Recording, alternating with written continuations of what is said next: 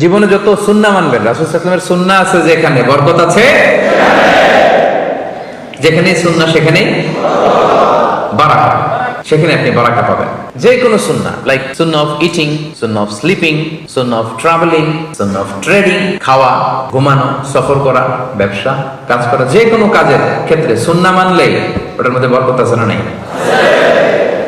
সুন্নাহর সাথে সবসময় নিজেকে জড়িয়ে রাখবেন। যেমন সুন্নাহ অফ ইটিং, খাওয়ার সময় সুন্নাহ মানলে কি বরকত পাওয়া যায় একটু দেখেন। এক সাহাবী এসে বলল, ইয়া রাসূলুল্লাহ, ইন্না নাআকুলু ওয়া লা নাশবা। হে আল্লাহর রাসূল, আমরা খাই কিন্তু পেট ভরে না। এরকম অনেক সময় হয় না? হয়। কার কার হয় দেখি? খাইলেও পেট ভরে না, দেখি কার কার।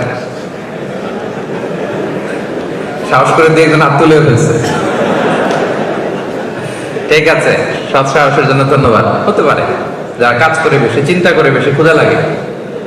নট নেসেসারি যে আপনার অনেক দৌড়াইতে হবে, এক্সারসাইজ করতে হবে না। আপনি ব্রেন স্টর্মিং করলে ক্ষুধা লাগবে। আমি নিজেও ফিল করি, যখন কোনো কিছু নিয়ে খুব ভাবি তখন ক্ষুধা লাগে, এটা হয়।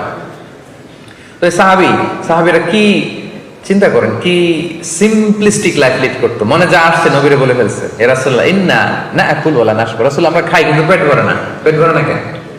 রাসূল সাল্লাল্লাহু আলাইহি ওয়াসাল্লাম দেখেন কি বলে। রাসূল সাল্লাল্লাহু আলাইহি ওয়াসাল্লাম বললেন, মনে হয় তোমরা একা একা খাও, একসাথে খাও না। মনে হয় তুমি একা একা খাও, মেবি ইউ ইট অ্যালোন, একসাথে মনে হয় খাও না। ওই সাহাবী বলে, না, হ্যাঁ ইয়া রাসূলুল্লাহ, আমি আসলে একা একা খাই, অন্যদের সাথে বসে মিলেমিশে খাই না। তখন রাসূল সাল্লাল্লাহু আলাইহি ওয়াসাল্লাম খাবারের সুন্নাহ শিখিয়ে দিলেন, দ্য এটিকেটস অফ ইটিং। তিনি বললেন, ইজতামিউ আলা তাআমিকুম, না না না, একা একা খেও না, খাবার নিয়ে একসাথে সবাই বসবা। ওয়াযকুরু ইসমাল্লাহি আলাইহি, খাওয়ার আগে বিসমিল্লাহ বলবা। ফাইন্নাহু ইউবারাকু ফি, তাহলে তোমাদের খাবারে বরকত ঢুকায় দেওয়া হবে।